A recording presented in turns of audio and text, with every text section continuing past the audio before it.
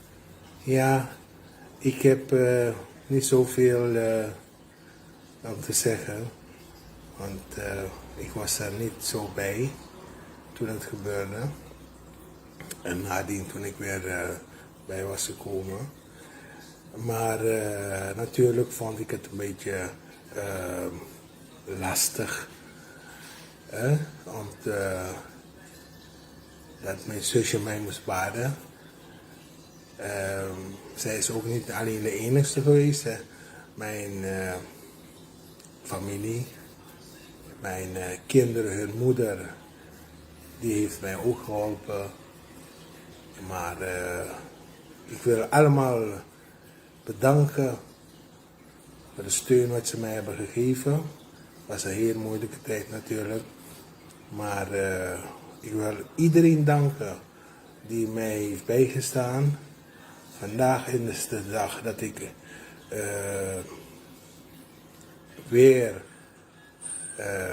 met ze kan praten en ik ben ze heel dankbaar.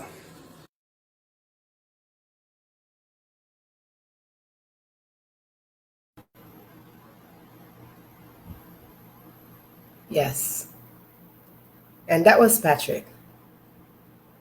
The Patrick that Miriam mentioned in her book. This is such an humbling episode.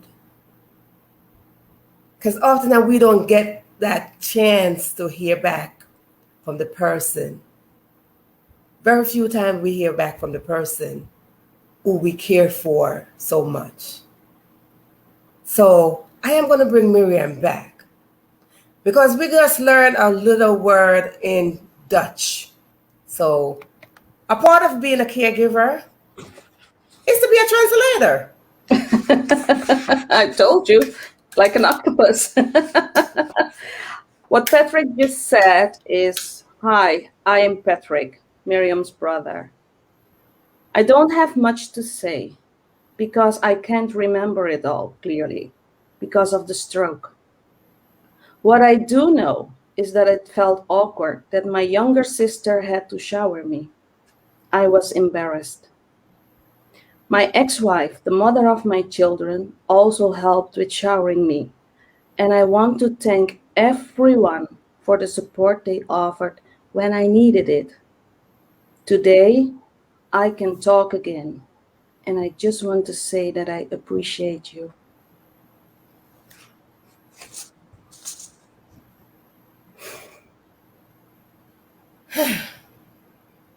Everybody take a deep breath.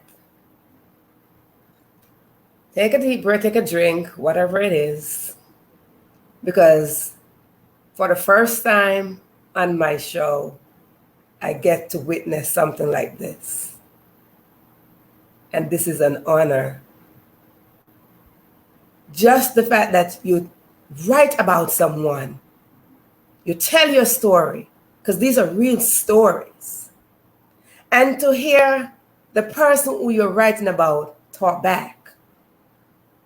This by itself is a whole blessing.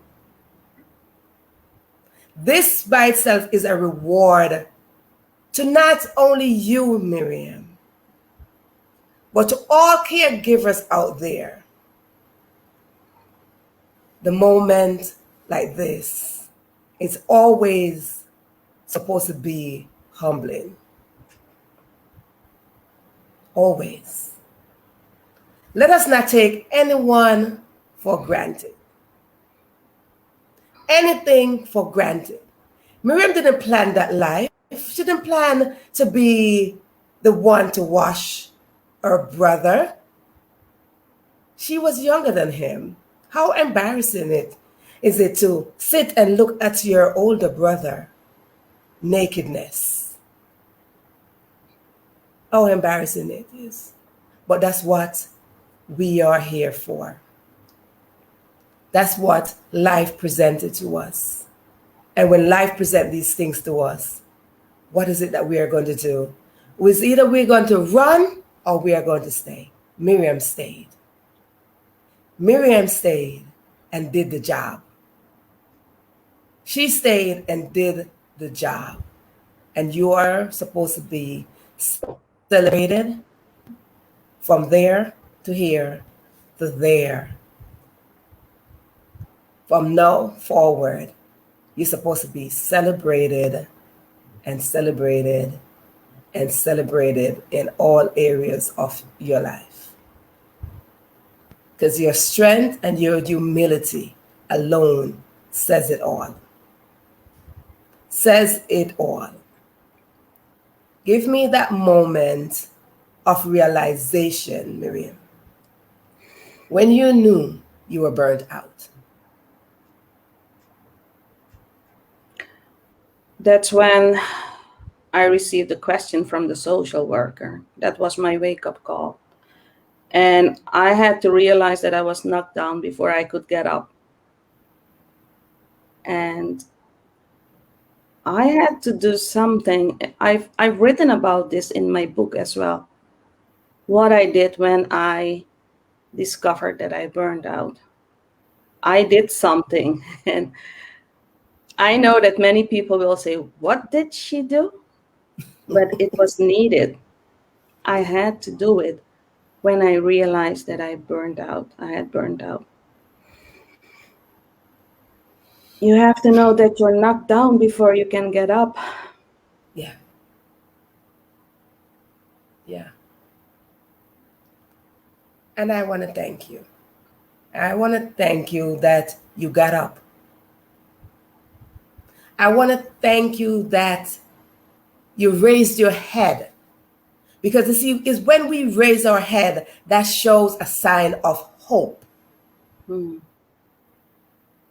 We could lay down, we could get knocked down, head facing the ground in the dirt. But the moment you raise your head, that says you have hope. Yep. So, ladies and gentlemen, viewers, always know that there will come a point where you will get knocked down. You will head on down. But when you head on down, always know that raising your head is hopeful. And when you raise your head, remember, you're not coming up alone. Because the hope that you have is saying that you are surrounded by someone or people. So always know that when you raise your head, you will not come back up as a lonely cadet. You will come back up with people surrounding you, welcome you back in place. Miriam Edwards saying, that was a moment that God gave you strength for that time. Yeah. God gave you strength for that time, and you didn't ever give up because you held on to your strength. And I want to tell you, viewers, tap into your strength, tap into your inner strength, because sometimes our outer self fail. Stay within that inner strength, because it's the divine strength that was given to you for you to fall into the humility. So before I say thank you for showing up, ladies, I'm going to take myself again off. Ladies and gentlemen, viewers, I am going to take myself off again the screen, and I'm going to give you one more moment of thanks. Because I'm just taking a deep breath. I am going to give you another moment because you are on a journey, and your journey has just begun. Your journey has just begun. This day was already waiting for you. This moment was already divine from you were in the womb. So as I say thank you, viewers, I want to give you a moment where I had another opportunity to hear the voice of Patrick. Ja, en over Meriam, ja, my little sister. Zonder jou waren we niet zo ver gekomen. Ja, ga zo door. Je doet een great job. En als je mij hebt geholpen, ga je aan anderen ook helpen. Ja, dat is de blessing wat je mee hebt gekregen. Is de blessing wat rondhangt om jou. Dus gebruik het goed. En ga zo door. Love you, sis. Thank you.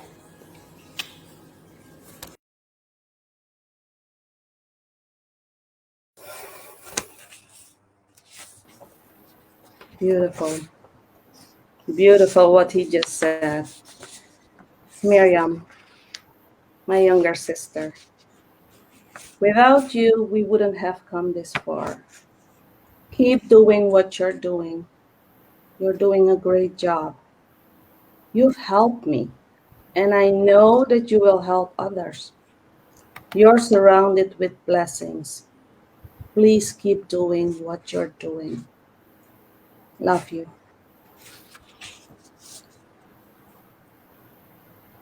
Wow. Wow. And Yvonne is in the audience. Yvonne said nice words. That's our oldest sister. She's from Oh, welcome, Yvonne. Oh my God. Lisa, purpose, your purpose of your mission. And we have Leslie Schreiner in the audience.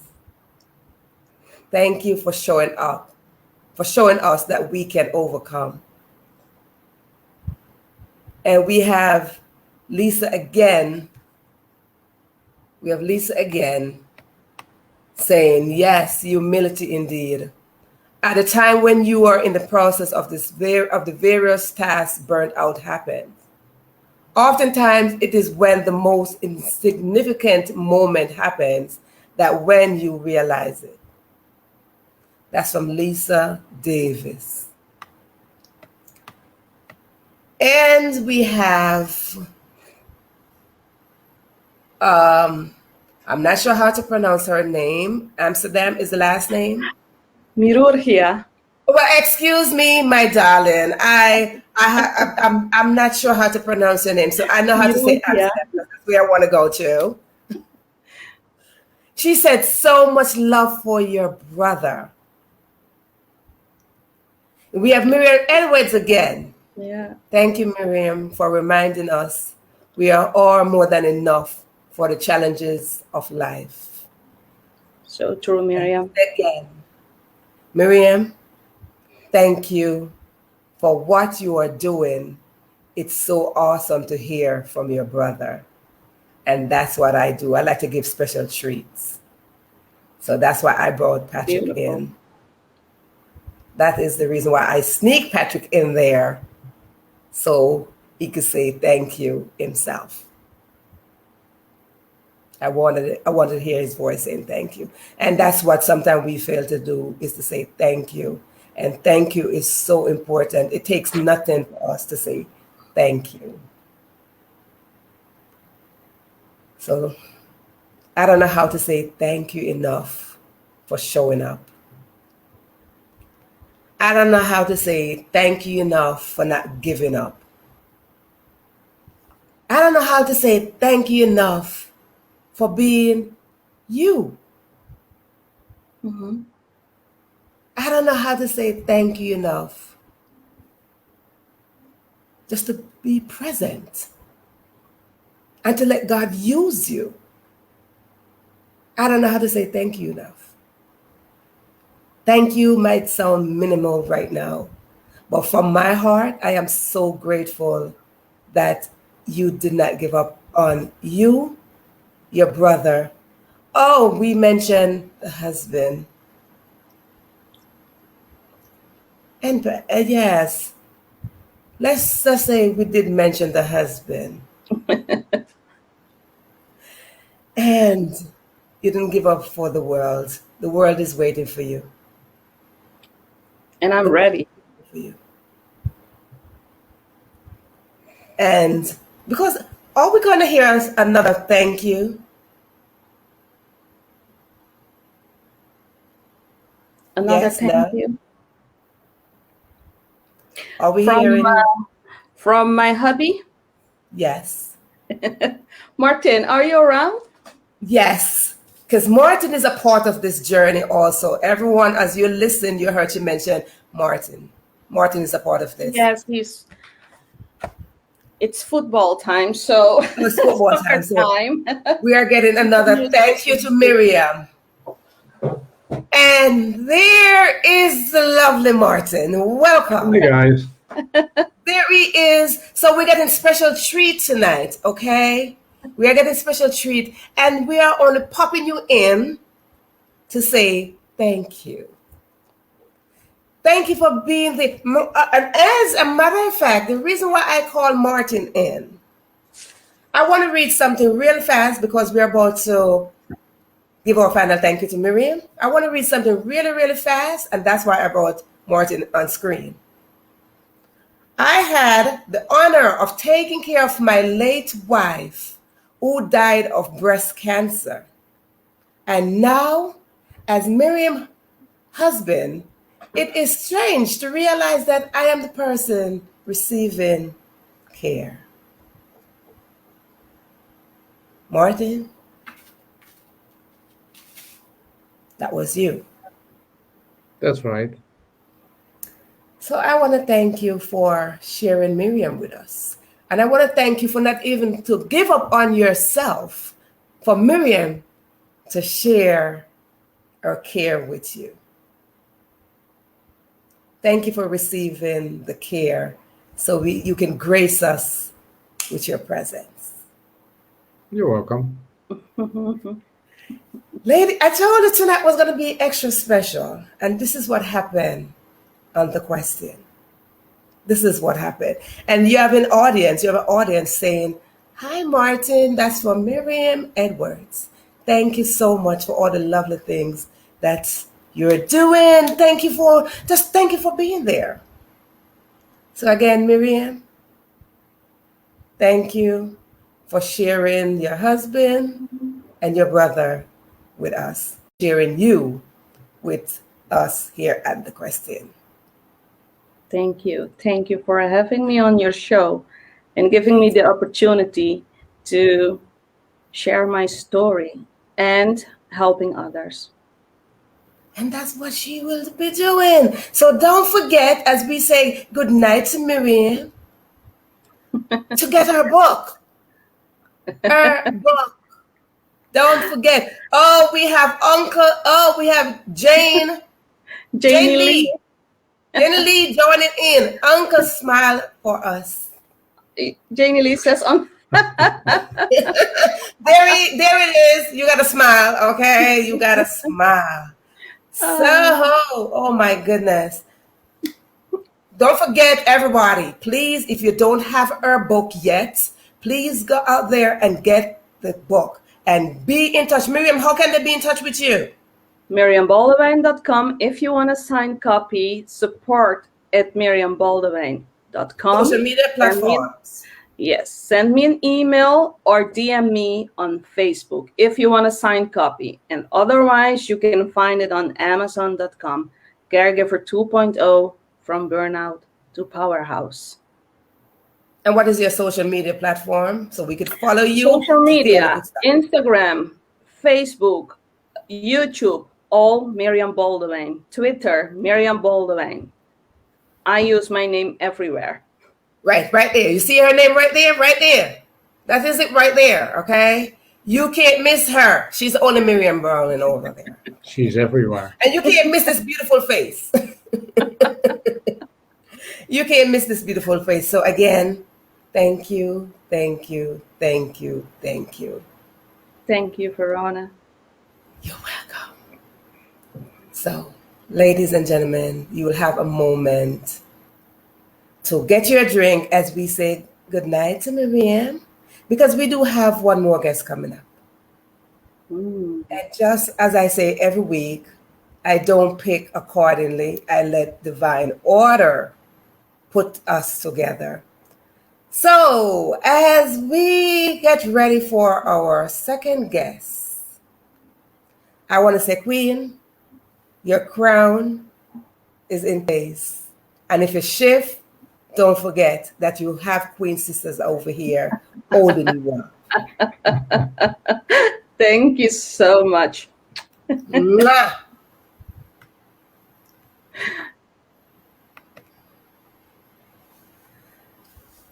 Thank you everyone. So you heard all that good juicy content from Meriam all the way in the Netherlands. And I want to thank all of you that were involved in tuning in. So sit back, relax.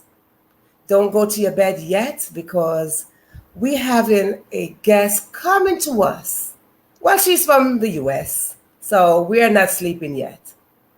Meriam bedtime is probably 10:30, and it's like 10:30 or more over in the Netherlands. Yvonne, Janie, Amsterdam, Miriam, all of you that's on live, I want to thank you.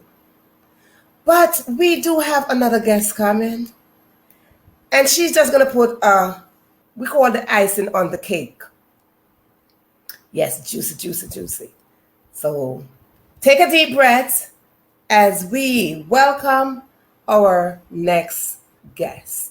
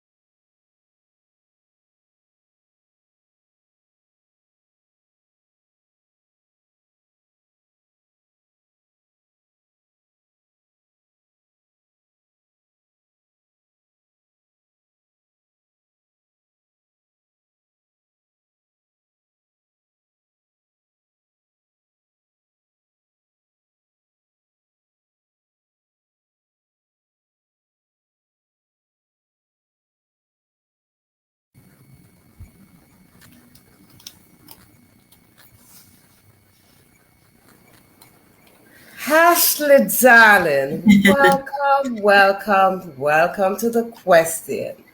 Thank you. How are you? I'm doing well. Yes. Thank you. And that's a question that we should truthfully answer when we are asked the question, how are you? Yep. Doing well. Don't have time to sugarcoat anything nowadays. Yes. The Ashley's coming from Ohio. The what state, Ashley? The Buckeye State. Hey, Lisa. The Buckeye State. The Buckeye State. Well, I learned something new today. First of all, I learned some Dutch that I have to get in touch with Miriam to go over my Dutch languages. And then now I just learned that the Buckeye State is called Ohio. Yes. Very interesting. So I hope you're in the audience and you're learning a thing or two tonight in this special episode, because that's what happened here. That is what happened here. You learn, you relearn, you teach, and all that stuff happened on this show. Absolutely. Like I said, I come ready with my pen and my notebook every single week.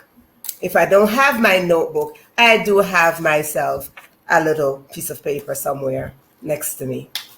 So I always have stuff ready. I'm always ready. I just stay ready. Stay ready so you don't have to get ready. Say it. Right? Say it. So, Ashley, I don't even know where to start.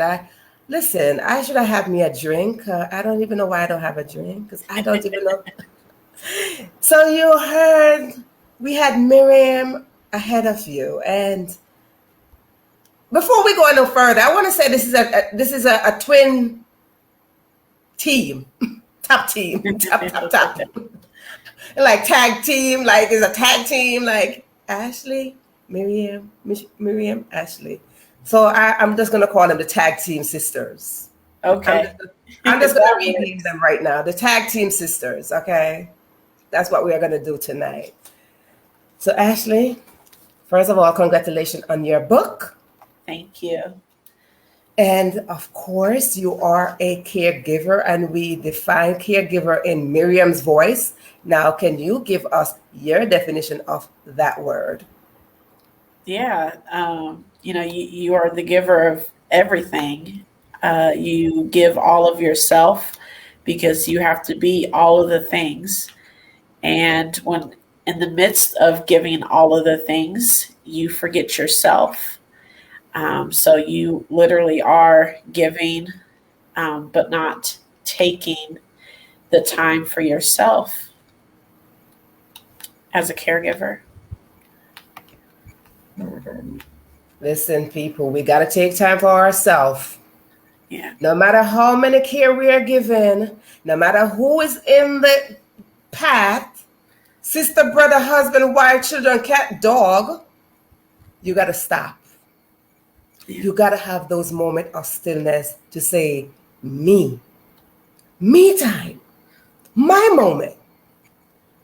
Just to close your eyes and just to hear your own heartbeat, because your heartbeat just go according to everybody else. Right. But when you take that moment to hear your heart going, beep, beep, beep, beep, and then somebody go fast, that's you're getting anxious, you're getting angry, you're getting sad. But when you hear those heartbeat, you know it's yours and not someone else. But the only time you can hear that is when you stop in your own tracks and listen and be still. Just to give care to yourself. Let's just say that. Self-care. Very important. Giving care to ourselves, right?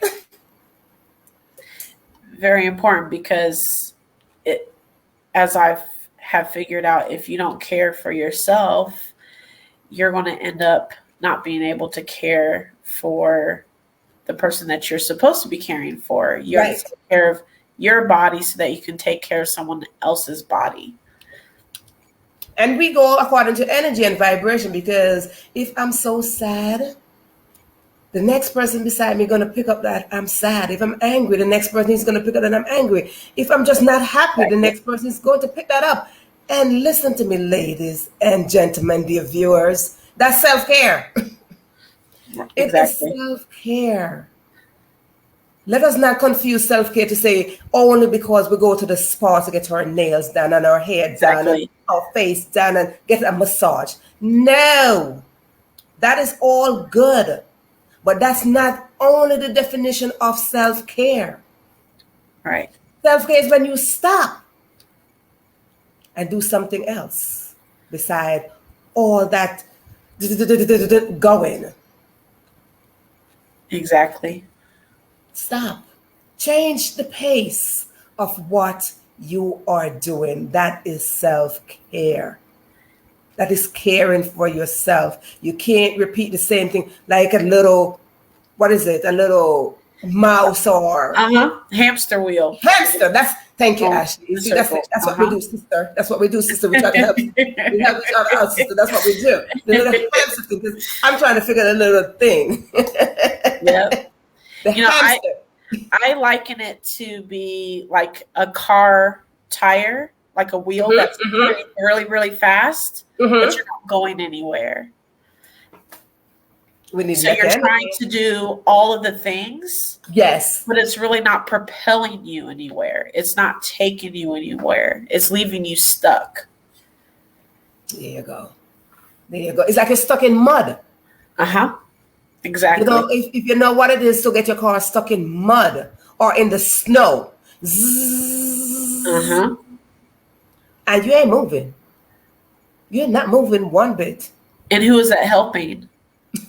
And nobody. And who's helping you? Because Yeah. you're just by yourself. So I want to celebrate you for your position. You see, I like to raise a celebratory moment for us, especially us Queen sisters. Because I want to celebrate you because you are a caregiver advocate like Meriam. Absolutely. So I want to celebrate you for that because see, this is what this platform is about. This platform is about celebrating you, highlighting you of what you are doing, what you have done, and what you're about to do. That's what this platform is about. Lifting you up, and when you feel like you can't go, this is what this platform is about, is to lift you up. So one, I want to celebrate you in that position of a caregiver advocate. Thank you. Two, I want to celebrate you on your book. You're a new author, published author. Yes. Congratulations, darling. Thank you so much. Congratulations. Let us see the cover of your book. Here we go. The book is called Lost Travel Found. Yes. And I'm not even going to read that as a title because I'm going to read that as just like 3 different words because we're going to go into that. So you have the opportunity to see the book, get the book, support the author, follow the author, follow the caregiver advocate, and all of that. And don't forget, ask questions here. That's the name of the show, the questions. You're supposed to come with questions for them. Yeah. Thank you, Ashley. Yeah, thank you. So her book is called Lost. Wait a minute. Say that. Put that up again, Ashley, because I went Lost Travel Found. I was lost. And I was about traveled. to say, get in there. You're going ahead of me because that's what I was about to say. Can we touch on those 3 words? Yep. See, that's what I was lost. Yes. So I traveled. I got lost again. And I was found. But I think that's just life. Yes.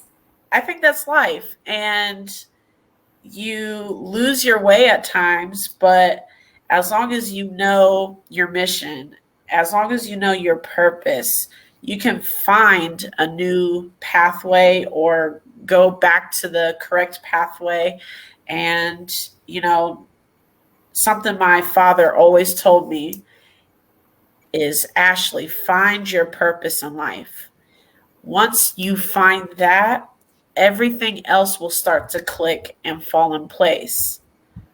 But the reason why I was lost was because I didn't know what that was. What is a purpose? Where is it? Where can I go find it? Yes. I didn't know that it was in my womb. It was in my heart. It was in my soul. And Hold on, honey. Hold on. Listen, if you're not taking notes, I am going to tell you again. Please take notes because oh, honey, she's dropping gem, pearls, diamonds, water, wine, tea. I don't know what she's dropping, but she's talking some stuff right here.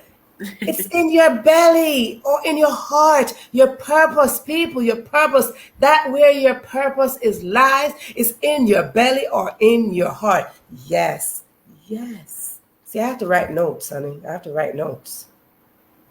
Go ahead, Ashley. Sorry, honey. Go ahead, baby. No, you're fine. You're fine. And I have to put a pin and stuff, I have to put a pin and stuff. That's okay. It took me years to figure that out. Yes. So to anybody that's on a caregiving journey or a grief and healing journey, I mean, it's a journey. It's not a sprint. It's a marathon. It's a long time. You have to take your breath. You have to catch your breath. You have to practice self-care along the way. You don't want to lose yourself along the way. I have. I did.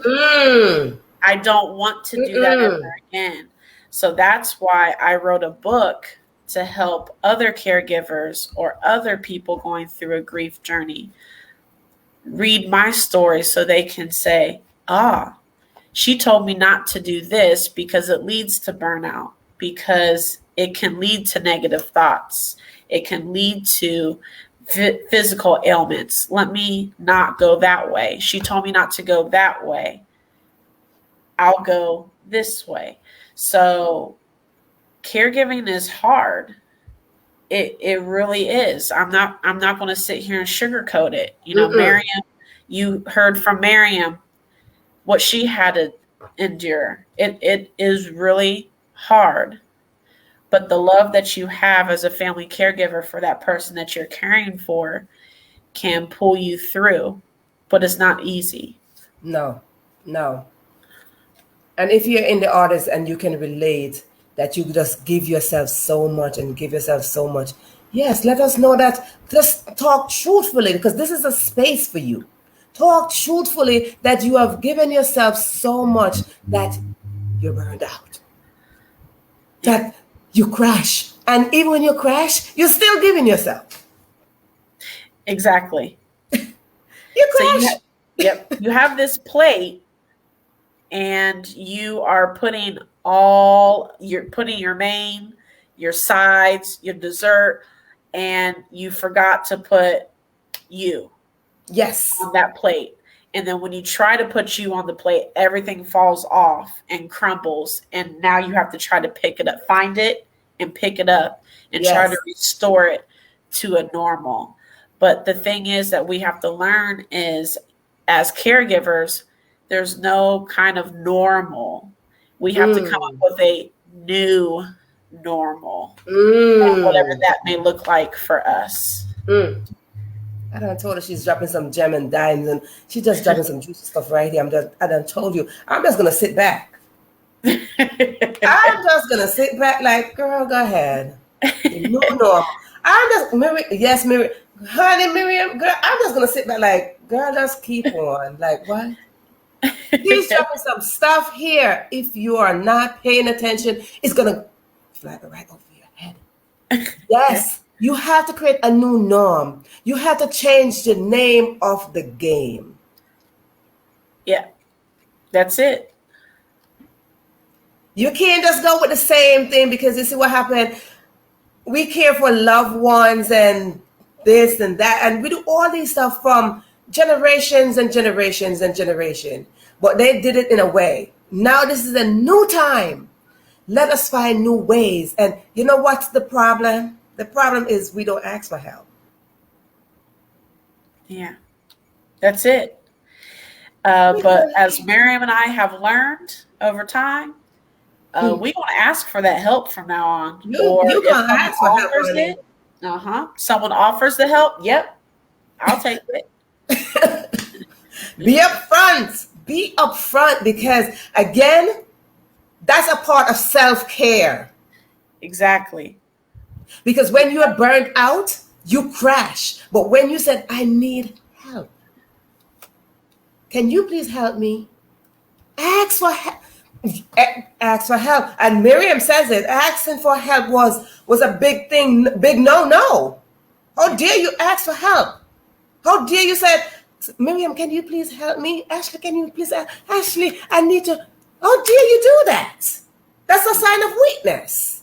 Right. How dare you sit there and no, because what happened in this house, we manage what's in this house together. No, not anymore. So we have to change this game to say the help is outside of your house. It's outside of the norm. It's outside waiting for you. Exactly. So if you're in the audience and you're not asking for help and you do need help and you know what you need help for, Because we're all aware of what we need help with. Yep. That's for help. And that's caregivers or non-caregivers. You know, if you know you need the help, honey, you better ask for it. Or if someone's offering it to you, take it. You know, I've always been seen as the strong one. And Exactly. you know, but listen, I'm going to take the help from now on because I know it doesn't show weakness. It shows strength to say, yes, I need your help, because I'm realizing that I can't do it all on my own. And I need the strength from my other support system. Yes, I would love your help. That shows because I want to touch on that a little bit. I want to touch on that because when we put ourselves into the mindset that we don't need help, that simply means we are living in this world by ourselves. Mm-hmm. And I just want that to digest a little bit. If we are not asking for help, simply means we are living in a world by ourselves. There are billions of people out there. Billions of people on this land, in this universe. So why would you put yourself in a position? Why would we sit there and say, I'm not asking for help? That's not a right mindset. Right. That is not a right mindset, because there's always someone willing to help you. But Absolutely. how can they help you? How can they help you when you're sitting there saying, I'm not asking for help. I'm just going to be here. I could do this. No, you can't. Right. No, you can't. Because at some point in time, it all becomes too much. Thank it you. becomes too much to bear. And something's going to fall through the cracks that could fester and become a bigger issue than if you would have just accepted the help in the first place. Keyword burnout. Exactly. Keyword burnout. So Exactly. you cared. So let us dive into a question here for you. You cared for your husband. Yes, I did. Okay. So before we go into your husband, who is your biggest inspiration? My biggest inspiration is my dad and my husband at the same point. So my dad instilled in me to chase my dreams, figure out my purpose, walk it out, and enjoy life to the fullest. And my husband is such a champion. He's such a fighter. And even when the odds were against him, he said, I don't care. I'm gonna win. Keyword again. Listen, people. Put in your words, put in your quotes, put in your dimes, your gem that Ashley is dropping. I am going to win. She just dropped something again. She just dropped another dime, another bomb, another gem, another pearl, some water. I am going to win. Mm-hmm. So you can repeat that as Ashley is saying it out, as I am saying it. I am going to win. Let that be your statement from now on. I am going to win. You can type it in the comments. Let me know that you are saying it. I am going to win. You are going to win. So Ashley, before I go into the next question, I wanted to read just a section from your book. A section, Absolutely. maybe the section where you were lost. Oh, absolutely. So just a little teaser for everybody. Yes, please. Whatever perfect life I had envisioned for Troy and I was thrown out the window within mere minutes after his cancer diagnosis. I was 31 years old and newly engaged. I mean, come on. I was angry because I had lost my dad when I was 25 years old. And now the second man that I deeply loved was faced with a terminal illness. Early on in Troy's fight, I tried not to let my anger show. But as time went on and there did not seem to be a light at the end of the tunnel, I would lash out. I was angry at Troy's body, at God, and myself. I started to resent the fact that I was once again placed in the situation of being the strong woman who makes sure that everyone else is taken care of. But what about me? Who takes care of the caregiver?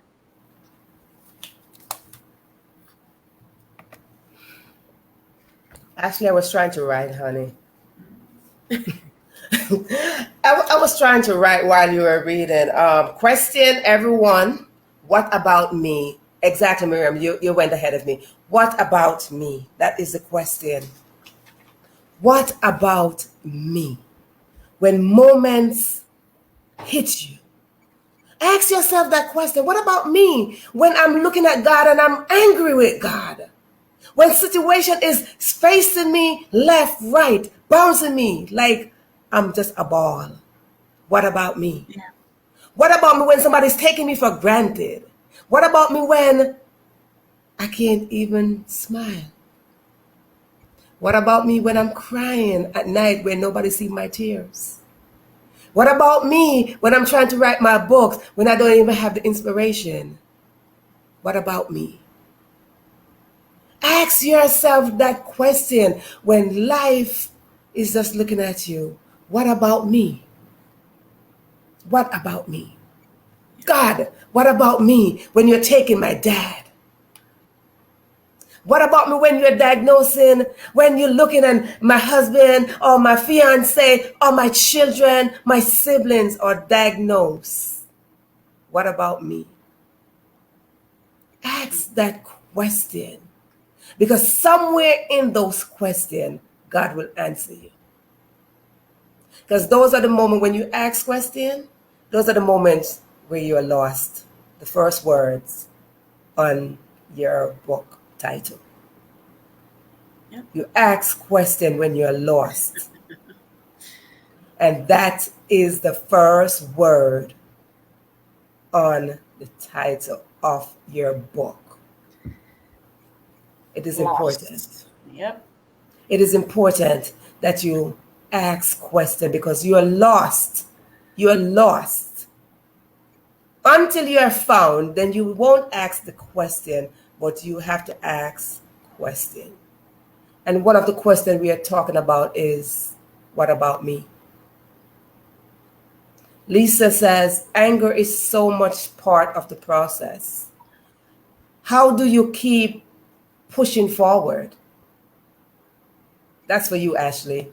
Yeah, that I oftentimes think, how did I even do that? Not a There was question. just there was just something in me that told me I couldn't give up, that kept pushing me forward, propelling me forward, and when I think on everything that's happened in my short 35 years of life, it's my faith, it's hope. Yes. I've started calling myself the author of hope because I think that's what's in my tank. Instead of gas, it's faith and hope. That has what has gotten me through the past, with my husband's cancer fight, through all the grief that I have survived, and it's faith and hope. That is what's internally keeping me going. Faith in something higher. That is the reason why I'm having to go through something like this, to show other people that there is hope. Yes. I don't know where that just came from.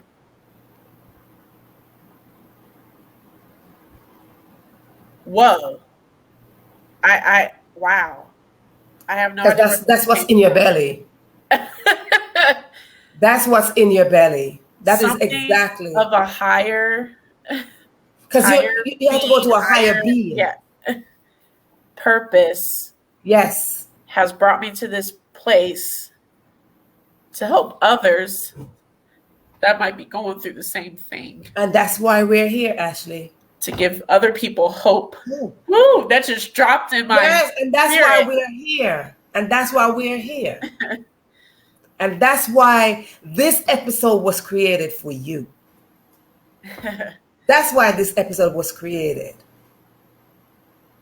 We're here to give hope. Yeah. That is what's in your belly. And that's what I said earlier, that when you raise your head just a little bit, it's showing a sign of hope. And when you are lost and someone said the direction is over there and you look, you have hope. Yeah. So you couldn't give up because hope was burning in your belly. And your book had to be burnt. Your book had to be burnt with the faith that was planted in your heart. So yes, it is faith and hope. We got you here. You're not alone on this. You're not alone on this. You have an event called Dream. Let me say that again. Timeless dream. Timeless dream. Honey, this is your moment. This is your moment. And if you can create timeless dream for someone else, your dream is timeless. You giving someone else hope, hope is here for you. Because what you are giving is what you have. You can't give what you don't have. Right. So you are giving hope, honey. And because you are giving hope, it's because hope is embedded in you. You are giving faith. You are building up somebody's faith because faith is embedded in you. Accept that. Accept it. Because that's what it is. And that's how we fulfill our purpose, when we accept what is given to us. We cannot fulfill our purpose unless we accept the assignment that is given to us, that we don't give up. When circumstances and situations ripped us and we don't give up, we have to fulfill our purpose. Absolutely. But it takes faith. It takes faith. It takes faith. And faith is where we're asking for help. And faith is accepting the help. Because we could ask for the help, but we don't accept it. True. Let me say that again. We could ask for the help, but we don't accept it. Because oftentimes, we tell ourselves that we don't deserve it. So true. I'm only saying. So true. That's the lies that we tell ourselves. We don't deserve it. But we do. But we do. We do. Absolutely. So give me that moment, because I've been through it. I've been through hearing the news. I've been through caring for someone. I've been through caring for the loved ones. I've been through this. There's a word. And when I was closing, Meriam, I touched on the topic of cancer. And that's a word nobody wants to hear. No. The big C, we says. The big C. Nobody wants to hear that word. No. I've been through it. I've heard it. I've cried through it. I lived through it. And now I'm here. Tell us that moment when that news came in. What was that like for you? I was mad. We had just gotten engaged. And we were at the top of our world. and it came crashing down within a second. Mm. And, it wasn't fair. Mm-mm. When you hear cancer, you automatically think death. You automatically think death. And that's exactly what came out of his mouth. I don't want to die. I'm too young. I don't want to die. That's it. Words have power. Words have power, and we all got to go somewhere, somehow, sometime. But Yep. words have power. Because when you get a diagnosis like that, and you take that in, what did you just say, doctor? I have what? Stage 1, stage 2, stage 4. You hear this moment, and you're sitting there, and they're telling you this. Now, you got to take it in, or you got to put it out. When you take this in, is that you convince yourself that my life is over, or I'm going to live. Every single moment of your life is a choice. It literally is. Every moment.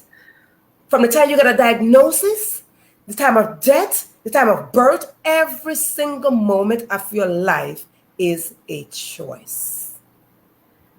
It's how you take that choice. That is so true. How you accept it. And in that moment, when I heard him say, I don't want to die, I said, oh, well, that's not going to happen because, honey, we just got engaged. So we getting married. Okay. Listen. We getting married. I don't know what you thought. We getting married. Mm-hmm. Right. So that's when, okay. And that's why I think for Meriam and I, our mission in helping other caregivers, because we want you to stand in your own power, as Meriam would say. We want you to find that and stay in your own power, because the person you're caring for is going to be so much better for it. You're going to be so much better for it. Had I just sat there, and of course I'm just hearing this news, and I'm becoming a caregiver within seconds, and I didn't realize it, but something within me started burning. No, this is not how this love story is going to end. Not today. Not today. We have to figure this out, and the only way that we're going to beat it is together.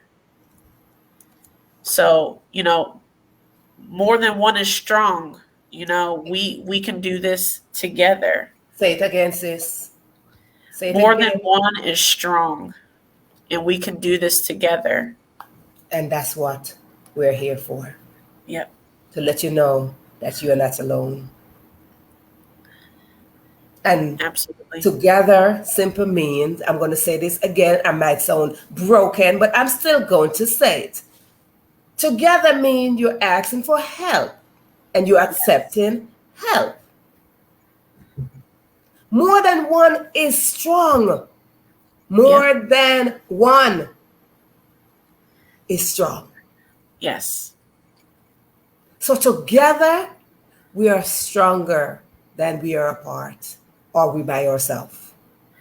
Absolutely. Together. And that's the whole purpose of life, is for us to work together, to build together, to grow together, to support each other. We have to. It's a necessity. As they would say for the past year and a half, it's essential. Yes. It's essential. Okay? It's essential. It really is. Essential. So let's just use this essential quote for this support system here. It is essential that we work together. Yeah. Because together we give care. Together we show love. Together we build. Together we grow. That's what it is to be together. Yeah. That's what it is. If we are not together, what purpose is it? Because it's even then when we're together, our purpose is fulfilled. Because sometimes we are not in that togetherness. We don't get the test, because it's when you get tested and tried, your purpose get developed. Because we get our purpose just sit right there like, we're just gonna sit right here. We're just gonna just like, all right. No. Your purpose is lying there inside of your belly. And because it's lying in your belly, it takes situation to pull it out. Uh-huh. To pull it out, because you discover your purpose through your pain of saying, listen to me, God. I'm telling you right now, I'm not, no, we are going to get married. You got to do something with this cancer. You got to do something with my dad. Listen to me, God. And those are the moments when our purpose is birthed. Absolutely. So many people go to their grave and they don't birth their purpose. It's so true.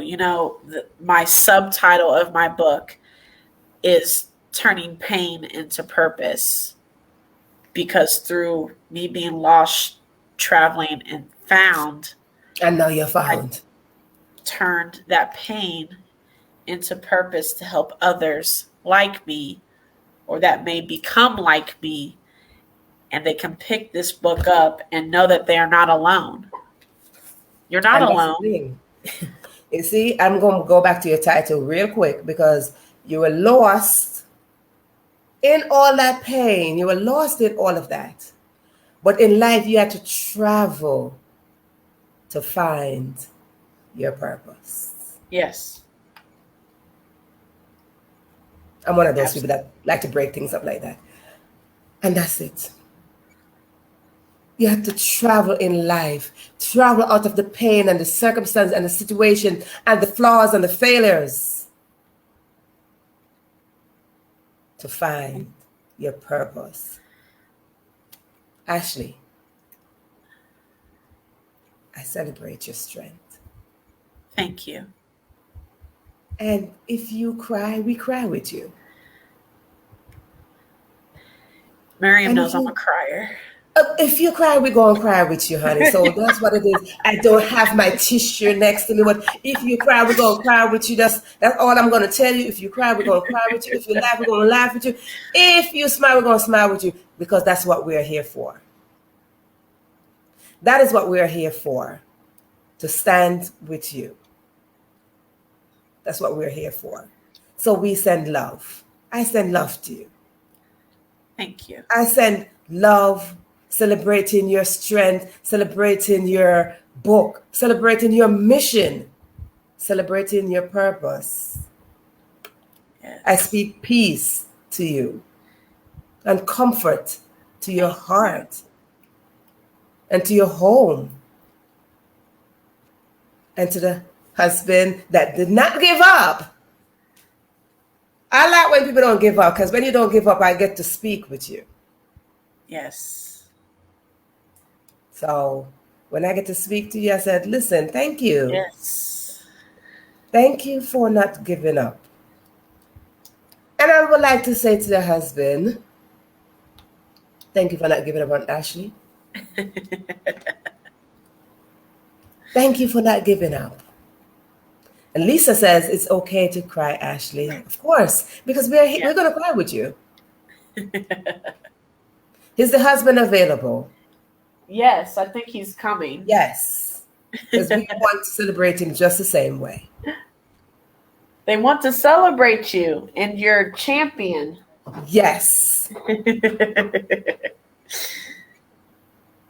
You are the champion. This is special treat, people. Viewers, we get special treat tonight, because we get to see the husband. We get to see the people that we talked about. Hello. This is Troy. How you doing? So I get to celebrate you. I get to celebrate your strength. I get to celebrate that you never gave up on your own self, and you never gave up on Ashley, and you never gave up on your dreams. Because it's a moment when you give up, we won't have this opportunity. The moment you give up, we say you don't have hope. You had hope because you raised your head when you got diagnosed. You raised your head, and because you raised your head, you said, I'm going to live. So those words mean a lot, not only to me, but it means a lot to the viewers. Not to give up on circumstances, not to give up on situation, not to give up on any moment where you know you have just this much hope. Right. Your love for Ashley says, we gonna do this, honey. So I want to celebrate you, not from my mouth, but from my heart. I want to celebrate you. Thank you. I want to share a quote from Yes, because we have people celebrating you, Troy. Yes. We have people. We have Miriam. We have two Miriam. Miriam and Miriam. We have two Miriams. I want the champion Troy. So Troy said this. Troy actually said this during one of our talks, and I had to write it down. And he said, "Keep fighting. Fight until your last breath. With God, all things are possible. There's nothing impossible."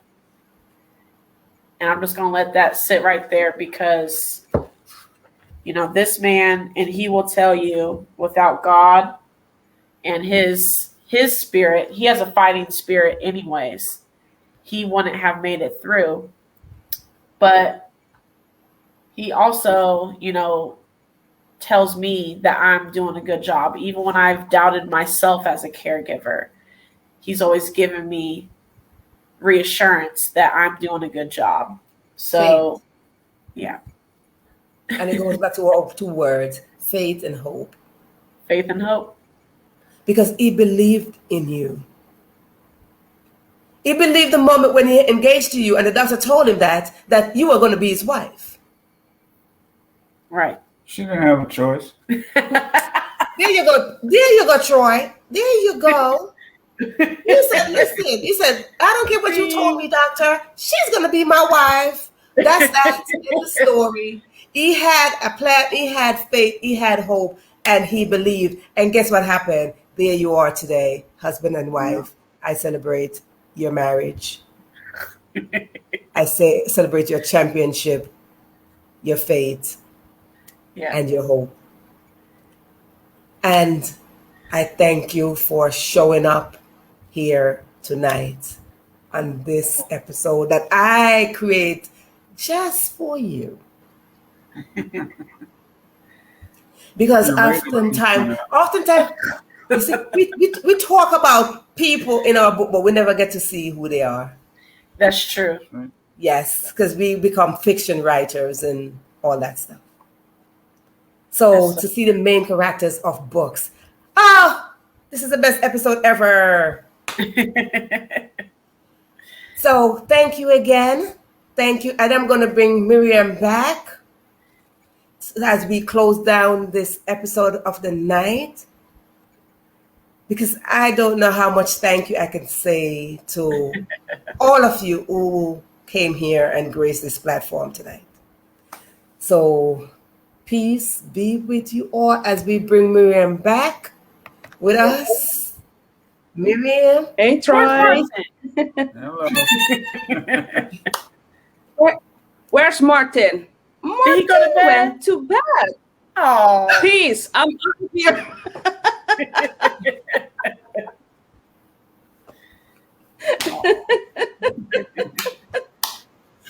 Listen, I am not going to be mad with Martin to go to bed because it's past his bedtime, maybe. I don't know. We're still in the U.S. At what time is it? We're still at almost 12 p.m. 6 o'clock, so. Oh, sorry. A.m., sorry. damn. So I just want to bring you back, Meriam, because I like to close out the episode where I send peace and blessing to you and your household. So I am glad that you are still here with us. So I want to take this moment to speak to all three of you, because now Martin is not there. So I'm going to speak on Martin's behalf with Miriam, because now you're one, you're husband and wife. So Patrick is online. Patrick is online. He's watching. Yes, I saw Patrick. Patrick is online. I think I see him somewhere. Yes. So I want to send this moment, Patrick. My God. Joy. Ashley. Miriam. And wait, what's your husband's name? Did I just miss your husband? Because he went to sleep. Because he went to sleep. No, I don't remember his name. Martin. Martin, Patrick, Ashley, and Troy. I want to say to you that I don't speak from my mouth.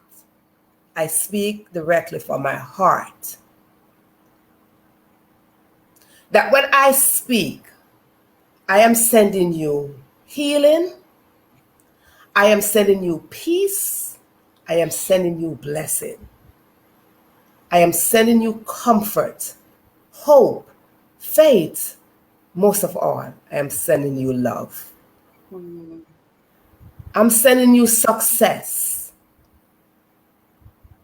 I'm celebrating you for what you have done, what you are doing, and what is waiting for you to do. So as I release you from this episode, I want you to know that to my left is a guest chair. And that guest chair will have your names on it, that you're welcome to come back here. For me, this is home. For me, you are in my home. My door is open. I'm like the mother that says, welcome home when you're ready. I'm like the mother who says, I will feed you when you get back here. You might not digest it, but I'm still going to feed you. I am that mother that will serve you as you come home. And when you come home, I will say, welcome back home. So as I release you from this episode, I send you out for you to go make your mark. Create greatness. And Queen Sisters, along with Troy, Patrick, and Martin, we wear crowns. We wear crowns. We are kings and we are queens. And when our crown is shifted, just know that someone will put you back in place. Be aligned with the divine and know that your path is already carved out for you. From my heart to your heart, to your home, to your country, to your community, I say the question, thank you for showing up. And to the audience, those who joined in, those who got involved, Lisa, Yvonne, and everyone else that I can't remember their names, I said the same thing to you. I send the same kind of blessing to your home, to your surrounding, to your success, to your health, to everywhere you step, even in your dreams, that I speak again, not from my lips, but from my heart. Thank you, thank you, thank you. Go forth. Thank you. Thank you so much, Verona. If you have any final words, you can say it as we close out the episode. I want to thank you, Verona. I want to thank Ashley and Troy, of course, and Patrick and Martin, who's asleep now, for joining the show. That's my hobby. And I want to thank all our viewers, the family from Suriname who supported Lisa, Miriam, Leslie, all of you. Thank you so much for the support. It gives me a lot of strength to continue with the mission I started with my sister, Ashley. Thank you. Ashley. And definitely thank you, Verona, for having us. And, thank you, Meriam, Martin, my brother Patrick, and my hubby Troy. I know sometimes this is hard for him to do, and for him to keep showing up and telling his side of the story. You're going to help others. You're going to help the masses too with your story. Yes. But for now, he has entrusted me to tell his story, our story. And that's what I'll keep doing alongside Meriam as we can continue to change lives, whether it's through our words or through our books. So, Caregiver 2.0 and Lost Travel Found. They can be found on Amazon, Barnes & Noble, Target, websites, everywhere and anywhere. Pick them up. Lost Travel Found, Caregiver 2.0. There you go. And there's always light at the other end of the tunnel. Never give up. I mean, look, I'm a star of a book. She may have wrote it, but I'm a star. Oh, don't get him started. See, Your inspiration. don't get him started. That's it. It's a tag team. That's it. It's a tag team. That's right, Troy. That's it. It's a tag team. We don't care who started. Somebody got to start it and somebody got to finish it. It's a tag team. Exactly. And we're working together. It's a whole team here. So now you're not a fan. You're a family. I don't call no one fan. I always say you are family. So I say one more time, you are family. Thank you. Thank you. Thank you.